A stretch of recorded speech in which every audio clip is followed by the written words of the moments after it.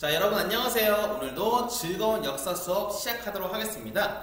오늘의 역사 주제 바로 무엇이냐면 여기 칠판에 나와 있는 자유민주주의의 발전이라는 부분, 교과서는 88페이지부터 시작할 겁니다. 우리가 지난 시간에 어떤 내용을 배웠냐면 우리 민족들의 가장 힘들었던 바로 전쟁인 6.25 전쟁에 대해서 배워보았어요. 그래서 대한민국과 북한이 열심히 싸웠지만 결과적으로 나라가 분단된 과정까지 살펴보았는데, 그 이후 우리나라가 어떤 식으로 발전했는지, 뭐 경제 발전도 있었고 여러 가지 발전이 있겠지만, 오늘의 주제 같은 경우에는 우리가 어쩌면 너무나 당연한 공기 같은 걸 줄 모르는 민주주의가 어떤 식으로 발전해 나가는지 그 과정들을 살펴보도록 하겠습니다. 그래서 여러 가지 인물들, 대통령, 정부 여러 가지 정식으로 한번 알아볼 건데, 아마 이승만 정부부터 시작해서 내용이 쭉 나가게 될 거예요. 그 과정에서 얼마나 우리나라 많은 시민들이 힘들었었고, 또한 어떠한 식으로 이런 것을 극복해 나갔는지, 그런 과정들을 몇몇 사건을 중심으로 알아가도록 하겠습니다. 그럼 지금 바로 시작하겠습니다. 자, 아까 말했던 교과서 88페이지에 있는 내용을 시작하기 앞서서 자유민주주의의 발전과 성장, 아마 오늘 배우게 되는 3명의 중심 인물입니다. 이승만 대통령, 전두환, 그리고 가운데 있는 박정희 대통령까지 이 3명의 인물을 중심으로 해서 민주주의가 발전하는 과정에서 어떠한 실현이 있었는지 그런 것들을 알아갈 건데, 학습 목표를 잠깐 보게 되면 4.19 혁명의 역사적인 의, 그리고 5.16 군사정변으로 성립된 박정희 정부와 유신체제. 자, 그럼 여러분이 봤을 때 어려운 단어들이 좀 몇 개 있어요. 자, 보게 되면 4.19 아직 모르죠. 5.16 군사정변, 또한 유신체제. 말들이 좀 어려워요. 어렵지만 여러분이 걱정하지 말고 하나하나 차근차근하게 잘 알아가도록 하겠습니다. 자, 우선은 이승만의 농지개혁법부터 잠깐 시작할 건데, 당시에 우리나라에서 이제 해방이 됐죠. 우리나라가 해방이 됐어요. 해방이 되고 나서 우리나라 사람들이 가장 원했던 건 뭐냐면 사실 땅이에요. 토지. 왜 그러냐면 수많은 사람들은 다 소작농, 그러니까 땅을 다른 사람한테 빌려서 많이 살았는데, 이제 우리가 해방이 됐으니까 우리도 내가 먹고 살 만한, 바로 내가 경작할 수 있는 토지가 필요하다 해서 이런 농지개혁법을 실시하게 되었는데, 물론 당시 모든 사람들의 요구를 100% 다 충족할 수 있을 만한 개혁법까지는 아니었지만, 그래도 수많은 사람들, 그래프를 보게 되면 숫자가 줄어드는 것을 볼 수 있을 거예요. 그 반면에 자작직, 내가 가지고 있는 토지란 뜻인데 그만큼 확실히 늘어난 걸 알 수 있죠. 이런 식으로 해서 상당히 이승만의 농지개혁법은 상당히 그 당시에 성공을 거두게 되었고, 많은 사람들이 이승만을 지지하게 되는 하나의 큰 효과를 가져오기도 합니다. 자, 여기까지는 이승만 정부의 이제 좋은 점이었는데, 자, 여기서부터 내용이 문제가 돼요. 바로 뭐냐면 헌법을 개정하다. 헌법이라는 건 우리나라에서 가장 높은 법이죠. 최고의 법이에요. 최고의 법인데, 개정이라는 것은 고치다는 뜻이에요.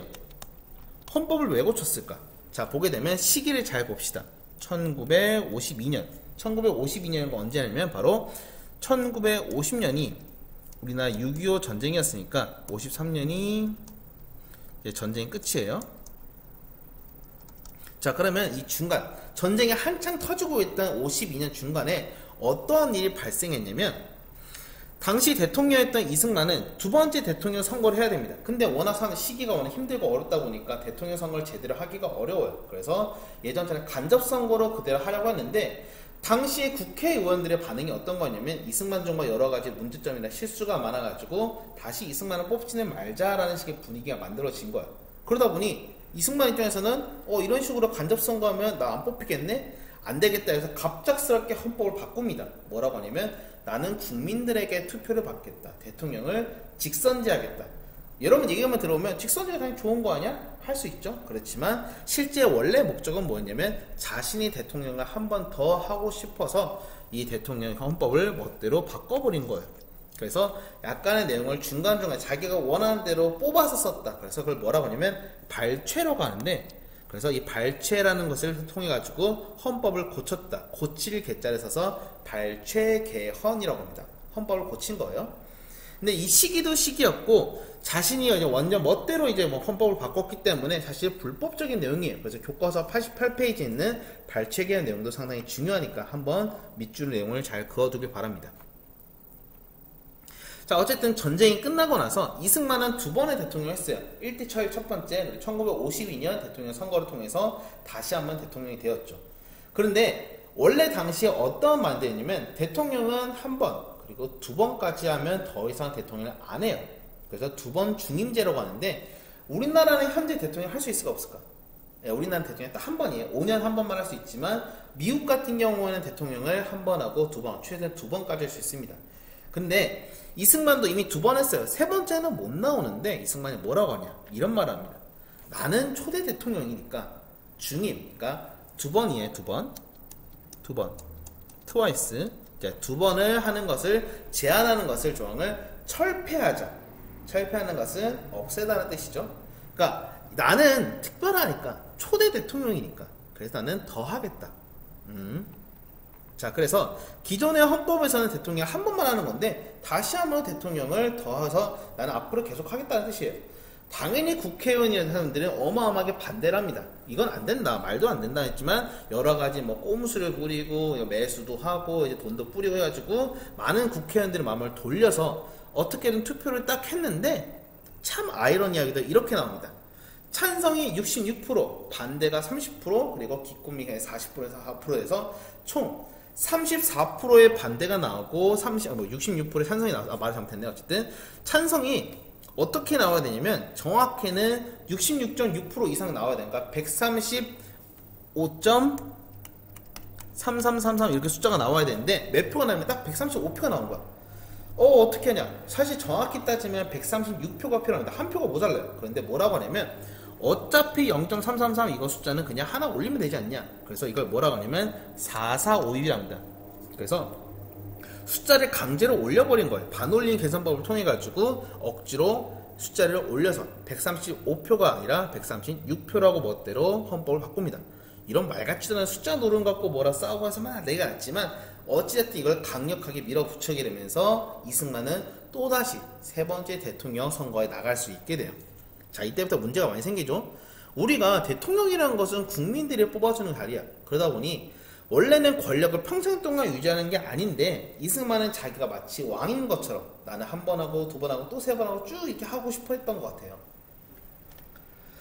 그 당시 우리나라 사람은 상당히 어려웠습니다. 미국의 원조에 의지하다 보니까 경제가 매우 불안불안했는데 그러다 보니 오른쪽에 있는 이 사진이 뭐냐면 여러분이 혹시 잘 먹을지 모르겠어요. 선생님 개인적으로 좋아하는데 부대찌개예요. 부대찌개. 옛날에 수많은 음식 같은 거를 김치라든가 미국 사람들이 주던 여러 가지 콩이라든가 뭐 아마 빈일 거 빈, 그리고 뭐 여러 가지 다양한 뭐 스팸 같은 재료를 때려 넣어가지고 만든 건데 지금이야 되게 고급스럽게 만들 수 있지만 그 당시에는 거의 꿀꿀이죽이라서 막 이것저것 다 때려 넣은 음식이었다고 해요. 그러니까 전쟁의 아픔 속에 나타난 음식인데 그러다 보니 워낙 먹을 것도 없고 우리나라는 당시에 산업이라 해봤자 아직 기초산업, 뭐 설탕이라든가 밀가루라든가 그냥 만들 수 있는 기본 옷 같은 것만 만들면서 팔 수밖에 없는 매우 힘들었던 경제 위기입니다.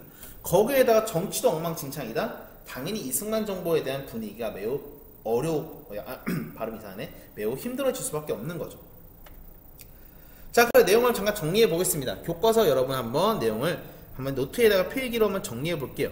이승만 정부는 오랫동안 장기 집권을 위해서 어떻게 했냐? 제일 첫 번째, 이거는 매우 훌륭하게 잘했어요. 그래서 농지개혁법을 통해서 농민들의 자신들의 토지를 가질 수 있게 되었어요. 좋은데 여기서부터 문제지. 2번과 3번.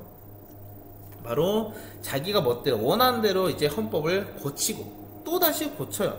나는 초대 대통령이니까, 난 첫 번째니까 영원히 대통령 하겠어. 여러 번 대통령 선거 나가겠어. 거기에다가 국가보안법이라고 해서 국가에 대항해서 약간 뭐 예를 들면 문제가 생겨 반란이라든가 여러 가지 문제가 생길지도 모른다는 사람들을 정리하는 그런 국가보안법이라는 법도 만들어서 다양하게 이것을 언론 등을 탄압하기도 합니다. 자, 어쨌든 이게 되게 엄청나게 광풍이 부는 시기에서 3번째 대통령 선거가 나와요. 자, 보게 되면 여러분이 3명의 인물이 나옵니다. 혁신밖에 살 길이 없다. 못 살겠다. 갈아보자. 갈아봤자 더 못 산다. 마치 무슨 힙합에 나오는 서로 말싸움처럼 누구는 강하게, 어떤 사람들은 갈아보자. 누구는 어차피 못 산다. 여기다 이거 난리가 났어요. 이 당시에 그래서 수많은 사람들이 대통령 선거에 나왔는데 아이러니하게도 가운데에 있는 신익회의라는 인물은 갑자기 심장마비에 걸렸습니다. 그리고 왼쪽에 있는 이제 조봉암 선생이 나중에 갑자기 국가보안법 위반을 했다가 북한과 뭐 여러 가지 문제 생겨서 이제 사법으로 이제 사형을 당하게 돼요. 결과적으로 난 대통령은 이승만 대통령이 만들어지게 되고 또다시 대통령에 당선되게 됩니다. 그때부터 거의 독재 정치를 계속 가게 돼요. 그래서 다른 당을 거의 탄압하게 되고 제대로 된 민주 정치를 실시하지 못하게 되죠. 자, 이제 다시 한번 네 번째 대통령. 와, 이제 몇 년째냐? 4년에서 네 번이면 이제 3년 했으니까 12년 하고 또 다시 대통령 나온 거야. 이제 대통령 선거에 나가서 어떻게 해보려고 했는데, 오른쪽에는 조병옥이라는 대통령 후보가 나왔죠. 이분도 왜 그런지 오늘 갑작스럽게 심장마비에 걸립니다. 이쯤 되면 무슨 문제가 있나? 어쨌든 그러다 보니 이승만이 자동스럽게 대통령이 당선이 됐어요. 근데 이승만이 나이가 많다 보니까 어떤 문제 생기냐면, 이제 대통령이 혹시라도 죽거나 이제 어떤 문제가 생기게 되면 그 사람을 대신해줄 부통령이라는 걸 뽑게 되는데, 왼쪽에 있는 이기붕이냐 장면이냐 둘 중에 이 사람들이 선거가 대판 싸우게 됩니다. 근데 이기붕은 당시 이승만의 완전 오른팔이었고 장면은 야당이었는데, 당연히 이승만 입장에서는 이 사람이 당선되길 바랬을 거예요. 오른쪽 장면 말고. 그래서 어떤 식으로 하면 아주 악랄한 방법으로 대통령 선거, 부통령 선거를 이제 조작하기 시작합니다. 그걸 뭐라고 하냐면 3.15 부정선거라고 해요. 3월 15일에 있었던. 그러다 보니 3.15 부정선거 대표적으로 어떤 내용이 있었냐면, 예를 들면 내가 선거에 이제 투표하러 가는데, 예를 들면 뭐 이런 거지. 막 일부러 돈 같은 거 찔러주면서, 야, 이기붕 장면기 별로니까 이기붕 뽑아. 아니면 찍는 거 투표할 때 옆에서 몰래 봐요. 보면서 너 장면 뽑네? 좀 그렇다. 뭐 이런 식으로 약간 눈치를 준다던가 이런 식으로 해서 조작 아니면 투표함을 바꿔치기 한다. 난리가 났어요. 그래가지고 이기붕이 압도적으로 당선이 되다 보니, 야, 이거 뭔가 문제가 있다. 그럴 리가 없는데? 그래서 투표함을 까봤더니면 완전히 부정선거인 게 들키게 된 거죠. 당연히 사람들은 가만히 있지 않습니다. 바로 어떻게 되냐면, 수많은 시민들이 이제 나타나는데, 왼쪽에 있는 왜 꼬맹이, 여러분보다 더 어려 보이죠? 아마 초등학교와 중학생 학생들도 나타나서 막 이렇게 시위도 하게 되고 여러 가지 항쟁들이 나타나는데, 그 당시에 가장 충격적이었던 사건이 뭐냐면, 부산에서 아마 부산이 아니죠, 마산 앞바다에 있었던 일인데, 김주열이라는 학생이 갑작스럽게 실종이 됐어요. 시위에 나갔다가. 근데 나중에 바다에 가보니까 머리 두 군데에다 최루탄을 맞아서 사망해 있는 시체가 발견되게 된 겁니다. 사람들은 왜 어린 학생에게 폭탄을 던지는 이러한 경찰에 대해서 엄청나게 분노하게 되고, 이승만 정부에 대해서 아주 거의 분노가 폭발하게 됩니다. 그래서 3월 15일날 부정선거에 대한 항쟁으로 4.19 혁명이 시작되게 되죠.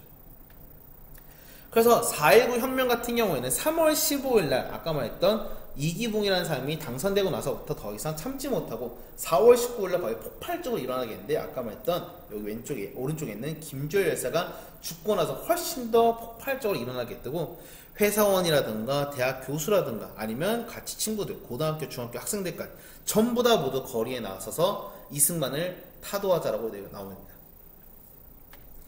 처음에 이승만은 끝까지 버티다가, 이승만 실제는 탱크로 밀어버리는데 여러 가지 말이 많았지만, 결과적으로 나는 국민들이 하겠다면 나도 물러나겠다라고 하면서 스스로 자리에서 물러나게 되고, 이승만 정부가 끝나고 나서 아까 봤던 이기붕 말고 옆에 있던 장면이라는 사람이 대통령까지는 아니고 내각을 수립하게 되면서 정리가 됩니다.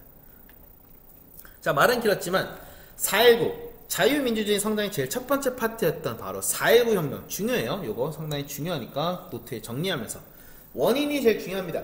3월 15일날 부정선거에 대한 반발론을 통해서 원인이 되게 됐고, 학생과 시민을 중심으로 해서 독재 정권을 무너뜨린 최초의 우리나라 민주혁명이다 라고 정리할 수 있을 것 같습니다. 자, 그래서 교과서 한번 89페이지까지 넘어갔는데, 어쨌든 이승만 정부 끝났어요. 이승만 정부 끝나고 나서 이제 두 번째는 장면이라는 사람이 우리나라 당시 대통령까지는 아니고 처음으로 이때 내각 책임자가 우리나라 당시에 만들어지게 되는데, 내각 책임자는 사회시간이니까 너무 자세히 얘기하진 않을게요. 일본의 지도가 좀 비슷합니다. 대통령이 있는 건 아니고 이제 어떤 국회의원을 만들어지는 국회의원 안에서 간접선거를 통해서 이제 총리를 뽑는 제도인데, 당시에서는 양원제 의회가 처음으로 실시가 됐으니까 요거 하나만 표시만 해두시다. 교과서 아마 거기 밑줄만 거두고, 양원제라는 것은 미국에서 쓰고 있는 건데 상원과 하원이 있어요. 그러니까 우리나라 지금 국회의원은 단원제라고 해서 그냥 모두 다 같은 국회의원이지만, 여기서 처음으로 하원에서 해야 할, 상원에서 해야 할 일을 구분해가지고 하는 여러 가지 제도인데, 너무 자세한 거는 여기서 넘어가도록 할 건데, 여기서 여러분이 그냥 하나 정도 기억할 만한 거라면, 여러 가지 활동을 다 착수해요. 그래서 막 이것저것 활동을 하려고 했지만, 너무나 갑작스럽게 이승만 정부의 불만이 너무나 많았어. 너무나 많으니까 막 하고 싶은 거 많은 거야. 여러분도 뭔가 억눌리는, 지금 코로나 때문에 힘들었죠? 만약 코로나 딱 끝나면 뭐 하고 싶어요? 아마 내 생각에 여행도 하고 싶을 거고, 친구들끼리 맨날 하다 보니 일상적인 일상도 하고 싶을 거고, 아니면 미친듯이 게임 뭐 그럴 수도 있고 여러 가지 하고 싶을 텐데, 이때까지 억눌렀던 기분이 폭발적으로 막 나오니까 장면 내각에서 이걸 다 처리를 못해요. 이것도 들어줘야 되고 저것도 들어줘야 되고 너무나 정신이 없다 보니까 이런 그러니까 민주당 자체에서 막 분열되다가 너무 되게 정신없던 상황이에요.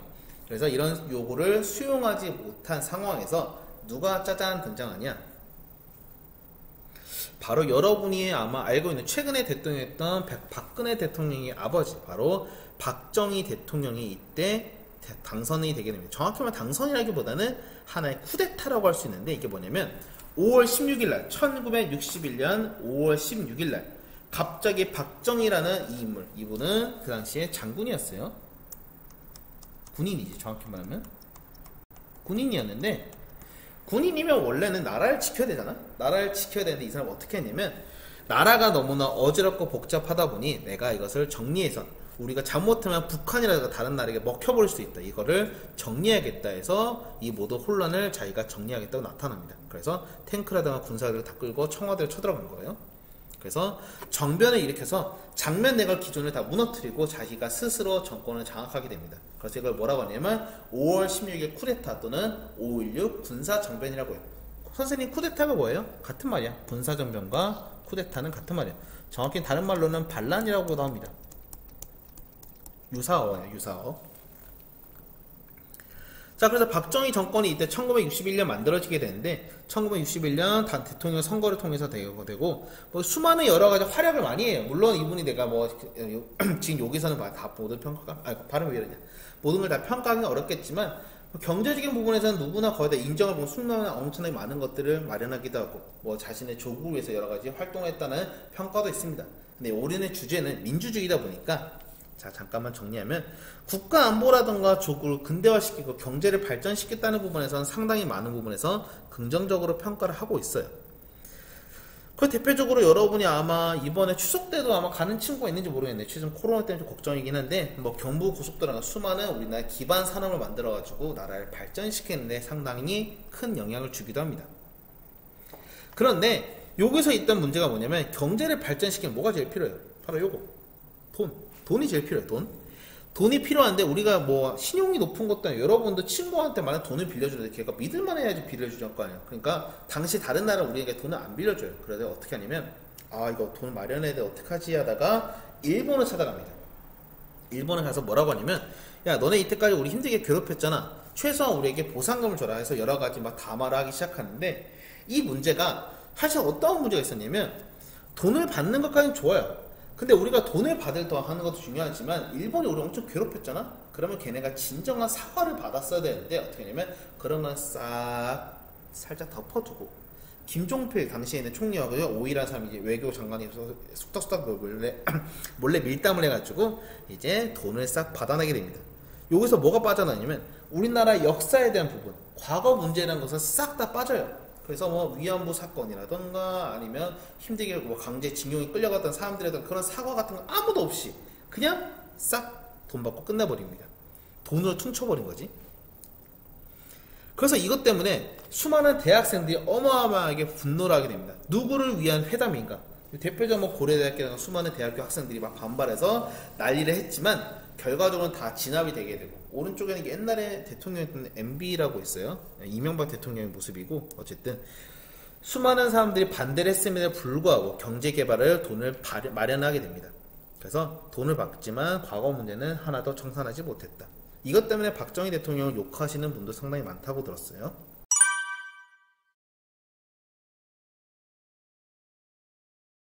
그래서 독도라든가 뭐 아니면 우리나라 수많은 문화재들, 찾지 못했던 문화재라든가 아니면 위안부 사건 등 여러 가지 이런 과거사를 다 돈으로 퉁쳐버렸기 때문에 선생님 개인적인 부분은 상당히 안타까운 부분이라고 생각합니다. 자, 한번 박정희 정부를 잠깐 정리해보면, 첫 번째로 5.16 군사정변을 통해서 이제 우리나라가 군인 세력이 정권을 장악하고, 반공이 뭐냐면 공산주의를 반대한다.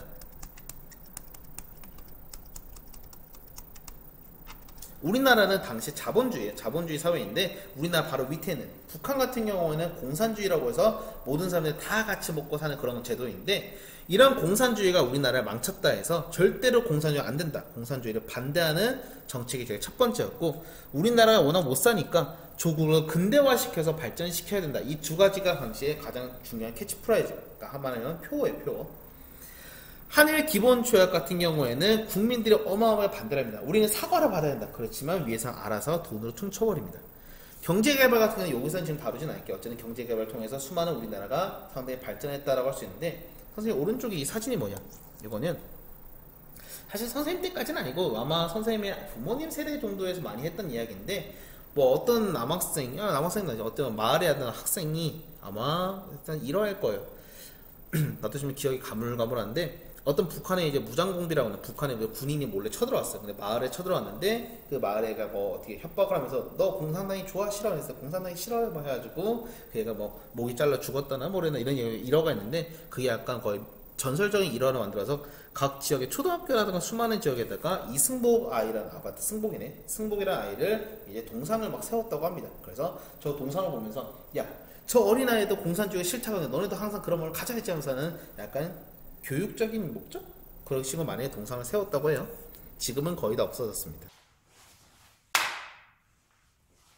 자, 시기가 지나고 나서 1970년대 이게 세계 문제다 보니까 너무 복잡하게 들어가면 머리가 아프니까 간단하게 말하면 당시에는 자본주의와 공산주의라는 부분을 크게 싸워요. 특히 어디가 많이 싸냐면 미국과 소련이 가장 크게 라이벌 관계인데 이런 과정 속에서 특히 어느 지역, 우리나라 아마도 중국 밑에는 베트남에서 큰 전쟁이 벌어지게 됩니다. 그래서 북베트남과 남베트남이라는 두 군데가 전쟁을 벌이는데 이 와중에서 우리는 아까 말했던 것처럼 일본에서 돈을 또 받았지만 또한 이것을 미국의 요청에 의해서 돈을 또 벌기 위해서 군인들을 파견하게 됩니다. 그래서 베트남 파병을 가게 되고 수많은 군인들이 희생하긴 하겠지만 그를 통해서 많은 경제적인 발전도 이루어지게 돼요. 근데 베트남 전쟁은 뭐 내가 자세하게 얘기는 못하지만 사실 반인류적인 여러 가지 문제점이 되게 많았던 전쟁이에요. 그러다 보니까 나중에 미국도 국내 분위기가 너무나 안 좋다 보니 할 수 없이 나중에는 베트남의 전쟁이 끝나게 되는데 뭐 어쨌든 그런 과정 속에서 우리나라는 수많은 젊은이들도 이때 희생을 당하게 되고 뭐 라이따이아 문제 이것 나중에 시간 있을 때 다시 한번 자세하게 얘기를 할 거예요. 간단히 말하면 우리나라 사람들이 베트남에 가서 여자들과 만들어지는 아이 같은 이야기인데 아마 이 아이들이 나중에 뭐 사회에서 많이 힘들었던 뭐 여러 가지 문제가 발생했다고 합니다. 자, 어찌됐든 아까 말했던 이승만 정부도 사실은 뭐 때문에 무너졌냐면 장기 집권, 대통령 한 번은 끝내야 되는데 아주 오래오래 했잖아요. 그래서 무너졌는데 박정희 대통령도 처음에는 딱 2번까지는 나올 수 있어요. 근데 자신도 3번까지 하겠다. 또 다시 대통령 선거에 나가게 됩니다. 물론 당시에는 박정희 대통령 상당히 인기가 많았어요. 경제 발전도 이루어지고 여러 가지 발전이 많다 보니까 국민적인 인기가 폭발했었는데 또 한편으로 국민들의 불안이 떠는 거. 또 다시 이승만처럼 하는 거 어떡하냐. 또 다시 얘도 독재자가 되는 것이 아닌가.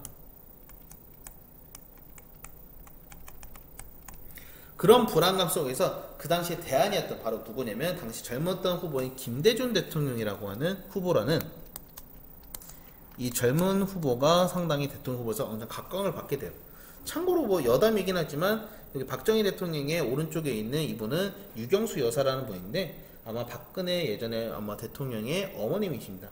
얼굴 좀 많이 닮았어요. 그래서 머리 스타일도 일부러 닮게 했다는 뭐 얘기가 있는데 그건 여담이고 어쨌든 개정된 헌법으로 다시 대통령 후보에 나서 대통령이 되긴 됐어요. 박정희가 이제 승리하긴 했지만 김대중 후보는 상당히 많은 표를 받았기 때문에 이때부터 박정희 대통령은 내가 다음에 또 다시 대통령 선거에 나가면 위험하겠는데 하면서 나중에 어떤 법을 또 다시 바꾸게 됩니다. 말이 좀 길었어요. 그래서 박정희 정부 다시 한번 정리하게 되면 다음과 같습니다. 1번, 2번, 3번 아까 설명해서 됐고 4번과 5번만 얘기하면 베트남 파병을 통해서 수많은 젊은이들이 희생했지만 수많은 외야를 확보했다. 그리고 삼선개혁 대통령을 또다시 3번 하겠다 해서 헌법을 바꿔가지고 결과적으로 3번의 대통령이 성공하게 됩니다. 자, 이거 당시 약속이 뭐냐면 난 진짜 딱 3번만 하고 끝낼 거야. 근데 그런 거 있잖아요. 친구들도 나 진짜 오늘도 게임 딱 한 번만 하고 끝낼 거야. 근데 그걸 지키는 친구는 잘 없어요. 뭐든지 자기 욕심에 대해서 사람은 무너지기 마련입니다. 바로 박정희 대통령도 요것 때문에 나중에 무너지게 돼요. 자, 1970년대 들어갑니다. 1970년대가 되면 세계 문화 정치가 크게 변하게 되는데 뭐 동서냉전의 완화, 미국 검증보다 복잡한 이야기는 넘어가지만 간단히 말하면 베트남 전쟁이 끝나게 되고 세계적으로 전 세계가 다 평화 모드로 바뀌게 돼요. We are the world 하면서 평화 모드로 바뀌게 되는데, 이런 와중에서 미군도 우리나라를 보호하는 것으로 좀 빠지겠다 이런 얘기 나오고 여러 가지 세계적인 분위기가 많이 바뀌다 보니까 잘못하면 우리나라가 위기가 생길 수 있겠다. 왜냐면 예전에 6.25 전쟁이 터졌던 이유도 뭐냐면 주한미군이 빠져나갔을 때 그때 갑작스럽게 북한이 쳐들어왔거든. 이제 미국이 다 또다시 평화 모드가 되니까 우리 더 이상 미군 쓰기 힘드니까 미군 빼겠어 말하면서 여러 가지 실랑이가 벌어지고 그러다 보니 박정희 대통령은 야 이건 진짜 위기다. 잘못하면 북한에 또 우리나라는 전쟁이 터질 수도 있다. 이런 위기를 누가 극복할 사람 누구? 바로 핑미, 자기를 해달라는 거지. 다시 한번 나는 대통령이 되겠어. 이 위기를 극복할 사람은 바로 누구? 바로 나. 바로 박정희 대통령이 또다시 나오게 되는데, 이번에 나오는 얘기는 좀 달라요. 뭘 갑자기 하면 갑작스럽게, 여러분 그런 거 있잖아요. 사이렌 윙 이렇게 울리는 거 있잖아요. 이런 것처럼 갑작스럽게 긴급적인 선포를 합니다. 위기 상황이라고. 뭐라고 하냐면 오늘부터 유신을 선포합니다라는 걸 발표하게 되는데, 유신이라는 한자 자체는 낡은 제도를 고치고 새롭게 한다. 좋은 말이다. 뭐 개혁이라는 뜻이겠죠? 근데 그 내용이 좀 문제가 있어요. 교과서 90페이지에 있는 유신 헌법의 내용 중요하니까 여러분이 거기다가 별표를 쳐두길 바랍니다. 내가 좀 정리해 설명을 하면 너무 기니까 내가 자세하게 들어가진 않을게요. 간단히 보면 대통령 종신. 처음부터 세 파워가. 자, 대통령은 죽을 때까지 내가 하겠다. 통일주체 국민회의에서, 통일주체 국민회의는 간단히 말하면 그냥 국회라고 생각하면 되는데, 이 국회에서 간접선거를 통해서 내가 하는데 임기는 6년이고 뭐 중임제는 없다는 것은 뭐 2번 하고 끝내고 3번 하고 끝내고 그런 게 아니라 걔네 죽을 때까지 계속 하겠다는 뜻이에요. 그리고 제왕 대통령, 왕 같다는 건데 사법부를 자기가 스스로 임명해요. 우리는 상권 분립이라는 걸 배웠어요. 그래서 뭐 예를 들면 사법부, 그리고 입법부, 행정부 각각 구분이 되잖아? 근데 그런 게 없어. 사법부의 판사도 내가 임명하고 국회도 내가 해산할 수도 있고 국회에는 3분의 1 자기가 임명해. 이게 뭐야? 지멋대로. 행정부는 이미 자기가 대통령이니까. 그래서 요게 하나가 다 위아더 월드가 되면서 제왕 대통령이라는 표현이 만들어지게 돼요. 야, 옛날에 그 정도 이 정도는 아니었을 거야. 세 번째, 인권 박탈. 신체의 자유보장 폐지해서 이때 다시 또 고문이라든가 여러 가지 문제점이 많이 생겨요. 표현의 자유라든가 검열 같은 것을 하게 되면서 마치 옛날에 뭐 일제시대도 아닌 어마무시한 이상한 일들이 벌어지게 됩니다. 그래서 대표적으로 뭐가 있냐면 긴급조치라고 했는데 교과서 하면 90페이지에 있는 신문기사에 되어 있어요. 1호를 발표해서 대한민국 헌법을 부정하고 반대하고 왜곡하고 비방하는 일체 행위를 금한다. 쭉 내용이 나와 있는데, 뭐 간단히 말하면 약간의 대통령을 비판하는 글을 쓴다면 이제 난리가 나는 거예요. 예를 들면 그렇게 할 수 있죠. 예를 들면 박정희 대통령이 뭔가 마음에 안 들어서 사람들이 뭐 비판할 수 있잖아. 신문 같은 게 이런 정책은 잘못됐다 막 기사를 쓸 수 있어요. 근데 그러면 갑자기 다음 날쯤에 갑자기 조용히 한국에서 사라집니다. 다음 날쯤에는 어딘가 한강의 시체가 떠오를 거예요. 이런 식으로 말도 안 되는 일들이 긴급조치 발표 이후로 막 민주화 운동하고 민주주의가 중요하고 어떻게 대통령을 비판하는 게 말이 안 되냐 이런 것들이 지금 말도 안 되는 일들이 벌어지게 된 거죠. 1970년대. 그러다 보니 1979년에 어떤 일이 일어나냐면 부산과 마산이라는 지역에서 더 이상 못 참겠다. 박정희 대통령 물러나라 하면서 시위가 발생하게 되나. 부마항쟁이라고 하는데 부자와 앞글자를 따요. 부마항쟁. 그래서 부산과 마산에서 시위가 발생하게 되고 수많은 학생과 시민들이 뛰어나와서 박정희 대통령 물러나는 시위를 벌이게 되는데, 그 당시에 박정희 대통령의 분위기는 뭐 어떤 거냐면 야, 시민들이 뭐 한 몇 명 죽어도 괜찮겠지라는 마인드, 뭐 탱크를 밀어버리겠다 여러 가지 계획도 있을 정도로 어마무시하게 위기 상황이었다고 합니다. 근데 이런 위기 상황에서 어떤 일이 벌어지게 되냐면 갑자기 박정희 대통령에 가까운 측근이었던 김재기라는 사람이 박정희 대통령을 아마 술자리에서 갑작스럽게 총을 꺼내서 빵 쏘게 돼요. 그래서 암살하게 되면서 박정희 대통령이 이때 사망하게 됩니다. 그래서 1979년, 1961년부터 1979년까지 대충 한 18년 동안 상당히 긴 시간 동안 했던 대통령이 박정희 대통령이 이때 끝나게 됩니다. 자, 뭐 잡살이 많았으니까 다시 한번 정리하게 되면 유신체제라는 것은 당시에 뭐 전쟁 분위기가 완화되고 평화가 오게 되고 뭐 군대가 빠지게 되고 박정희 정권의 불만도 많아지고 하다 보니까 유신형을 땡땡땡 선포하게 되는데, 중요했던 것은 긴급 조치를 위해서 민주화 운동을 한다는 모든 것들을 다 탄압하게 돼요. 이런 건 하지 마라. 민주주의라는 건 대통령이 제일 중요한 거지 민주주의가 뭐가 중요하냐. 그래서 사람들을 막 집어 누르기 시작한 거예요. 꽉꽉 누르기 시작해요.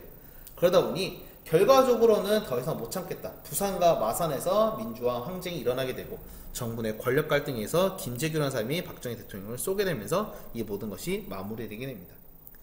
뭐 잠깐 사진을 잠깐 정리해서 보게 되면 그때 그 시절에서 1970년대인데 이게 뭐냐?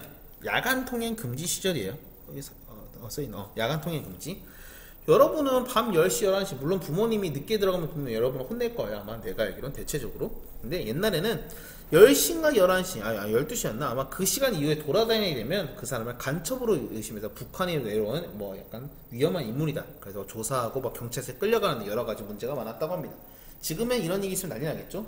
그리고 옛날에는 쌀이 부족했어요. 여러분 지금이야 뭐 쌀이 상당히 싼 편이지만 옛날에는 당시에 쌀이라든가 이런 음식이 부족해가지고 어쩔 수 없이 쌀 대신 가끔씩은 지금은 밀가루, 그 당시 밀가루 좀 싸서 밀가루든가 다른 음식들을 먹는 날을 만들자. 그래서 뭐라고 하냐면 여러분이 좋아하는 요거 분식, 이때 분식이 만들어지게 돼요. 떡볶이라든가 라면이라든가 수많은 것들이 이때 개발되고 만들어지게 되면서 지금도 많이 여러분이 먹고 있죠. 왼쪽 사진 같은 경우에는 혼분식이라고 해서 여러분들 밥에다가 잡곡 같은 거 섞어서 먹는 경우가 있어요. 그래서 이거를 일부러 강제적으로 이렇게 밥에 섞어서 만들어서 먹었다고 합니다. 쌀이 부족해서요. 자, 이거는 뭐냐면 선생님이 라떼는 이라고 하면 좀 그렇긴 한데 내가 학창시절 때만 하더라도 뭐 두발 단속 같은 게 있었어요. 그래서 머리가 좀 길게 되면 이제 머리를 막 바리깡에 밀다든가 선생님 그런 일이 있었는데 이건 뭐냐면 1970년대 이제 여러 가지 다양한 사회 문화가 발전하면서 정부에 반항한다던가 여러 가지 자신들의 개성을 살리는 문화가 발전하다 보니 남자들에서 당시 유행했던 게 장발이라던가 이런 게 많이 유행했다고 해요. 근데 이런 게 사회적으로 불량스럽다 해가지고 머리를 밀어버리는 모습입니다. 근데 한복판에 무슨 옛날 단발령 하는 것도 아니고 머리 밀어버려요. 그리고 여자들 같은 경우에는 치마 길이가 너무 짧으면 이제 막 여러 가지 사회적인 불안감을 뭐 증폭시킨다? 뭐 말 같지도 않은 얘기지만 어쨌든 그래서 미니스커트, 다리 길이 같은 거 보면서 거기 너무 짧은 치마를 입는 경우에는 이제 사회적인 벌금이라든가 제재가 있었던 좀 약간 어처구니 없는 이야기들이긴 한데 그만큼 그 당시에 시대를 반영할 수 있는 이야기라고 한번 보고 넘어갈게요. 유신체제, 아까 말했던 박정희 대통령이 거의 약간 독재라고 할 수 있죠. 유신체제 시절에 금지곡이라고 했는데 송창식의 왜 불러라는 노래가 있어요. 노래 제목이 이때 금지합니다. 왜냐면 이유가 웃겨요. 노래에서 반말했다. 우리는 도덕적으로 살아야 됩니다. 노래도 항상 도덕적이고 훌륭한 노래가 있어야 되는데 왜 불러? 반말이네? 미친 거 아니야? 그래서 이게 금지곡이 됐다고 합니다. 배우 영시의 이별 왜 그럴까? 한번 여러분 3초의 시간을 줄 테니까 한번 추측해보세요. 자, 어이없게도 영시의 이별하면 우리는 통행금지가 있잖아. 이게 이 사람 도덕적으로 말이 안 되는 거지. 왜 그 시간에 이별하냐? 이별할 거면 아침에 하든가 점심에 하든가 아니면 저녁쯤에 이별해야지. 이런 이 나쁜 시간에 이별하는 이거 어때요? 이거 사회적 문제가 있는 거야. 역시 금지곡이 됩니다.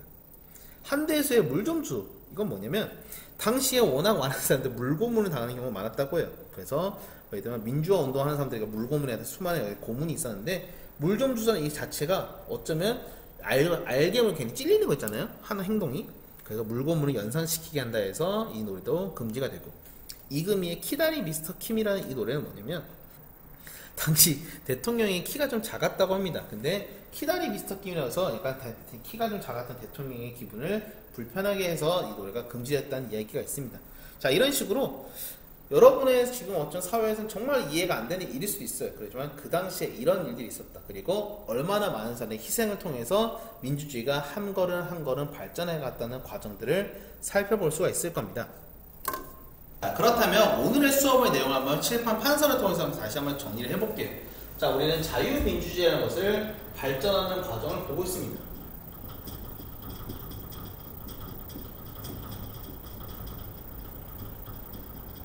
자, 우리는 세 가지의 정부를 세 가지 정부를 구분해서 정리하면 제일 첫 번째 이승만 정부를 볼 수 있죠. 이승만 정부 같은 경우에서는 농지 개혁 등을 통해서 수많은 이제 자작농을 키웠다는 부분은 상당히 좋은 평가를 받긴 했지만 민주주의라는 측면을 봤을 때 예를 들어 대표적으로 발췌 개혁이라든가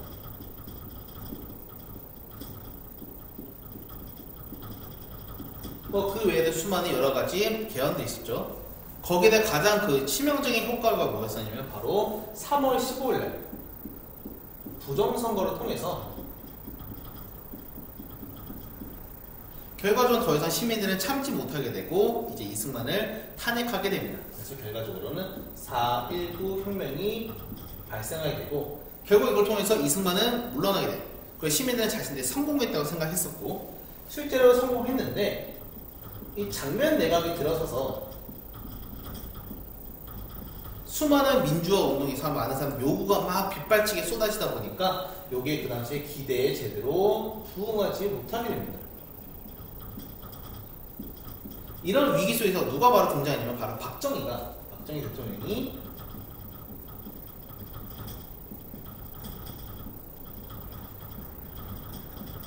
1951년 5월 16일 5.16 군사 쿠데타를 통해서 군사 정변이라고 할게요.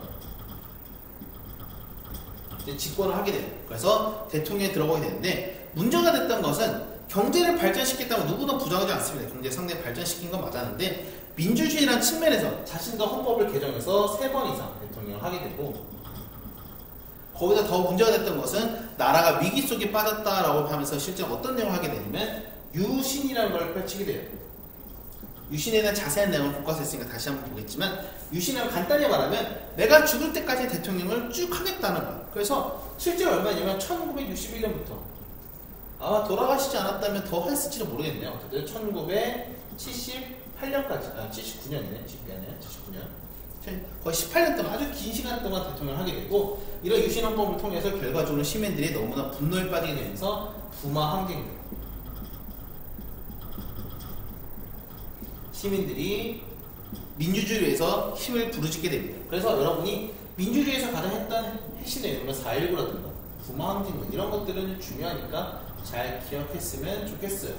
물론 내가 이제 보드마크가 어색해가지고 좀 쓰는 게 이상하긴 한데 여러분이 핵심 포인트 잘 보면서 이승만 정부, 장면내가 박정희 정부 요거는 그냥 스쳐 지나간다는 범위는 됐지만 요거와 그리고 박정희 정부 이 두 가지가 꼭 중요하니까 여러분이 잘 내용 정리해서 기억했으면 좋겠습니다. 자, 그러면 오늘의 수업은 여기까지 할 거고 여러분이 한국사를 아마 다음 여러분이 왔을 때 좀 더 마무리해서 정리를 끝내도록 할 거예요. 한국사 끝나면 바로 여러분은 이제 점프해서 세계사로 들어가도록 할 겁니다. 자, 그러면 오늘의 수업은 여기까지 하겠습니다. 자, 다음 시간에 만날게요. 안녕.